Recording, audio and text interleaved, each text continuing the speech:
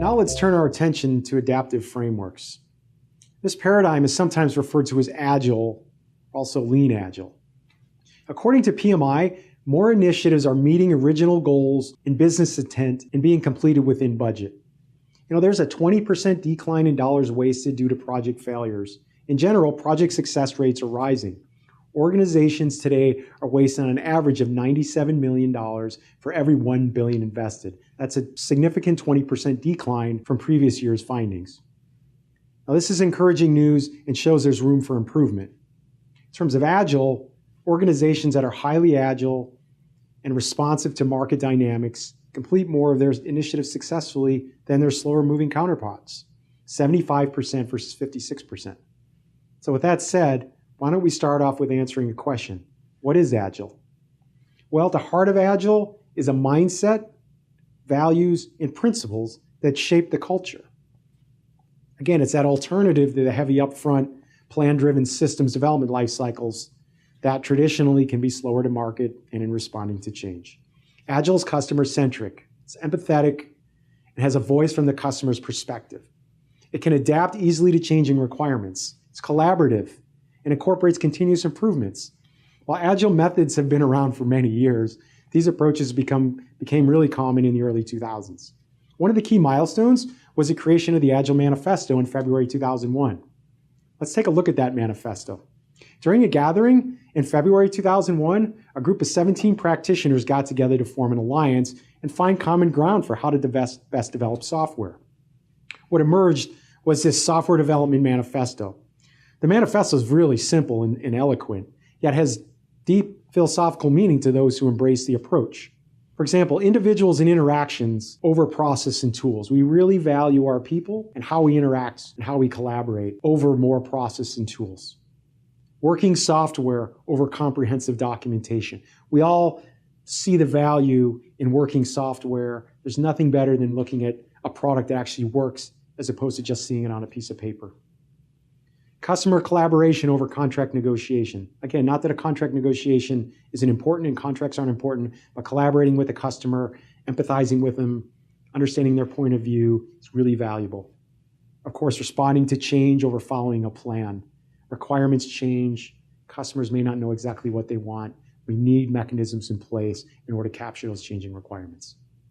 So as practitioners, we certainly value planning, but recognize the limits of big upfront planning and design, especially if all the requirements aren't clear.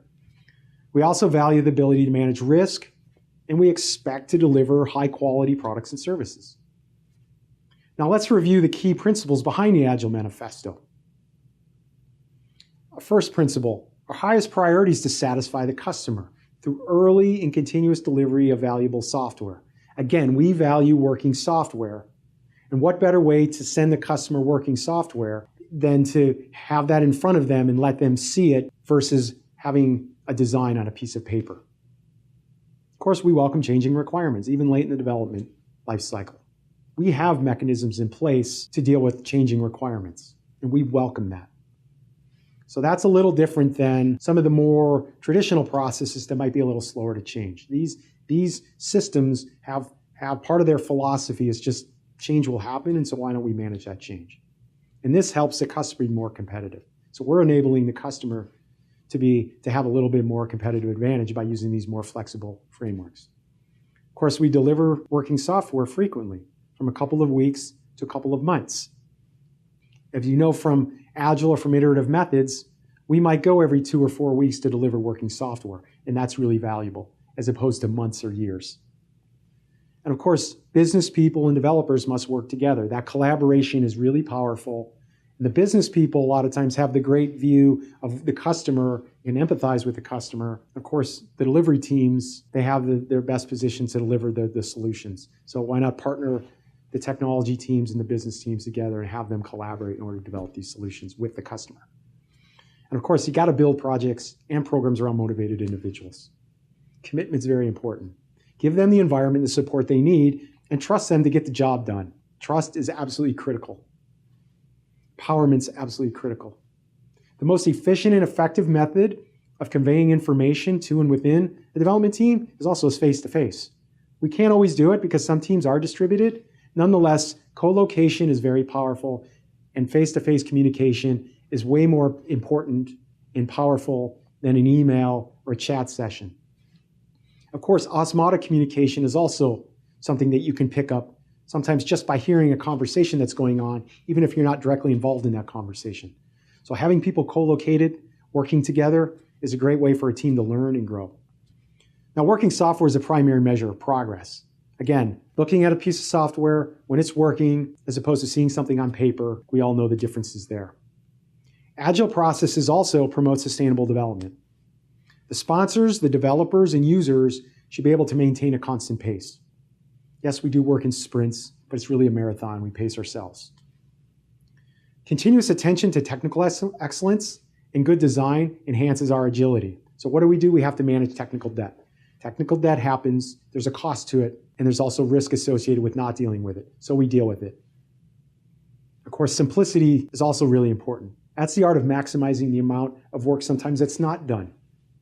Deliver what's minimally viable and avoid gold plating. And really understanding, having a definition of done aligned with what the customer needs is a great way of achieving this principle. Now, the best architectures and requirements and designs emerge from these self-organizing teams. So what do? They practice this concept of emergent design. At regular intervals, the team can also reflect on how to become more effective. And then it can tune and adjust its behavior accordingly. Sprint reviews, retrospectives are great ways of really inspecting the value that's been delivered and looking at ways to improve the process. So inspect and adapt is a very common principle as well. Now, we just covered some of the philosophy and principles behind adaptive or agile approaches to project management. Let's next turn to more common methods and practices of agile.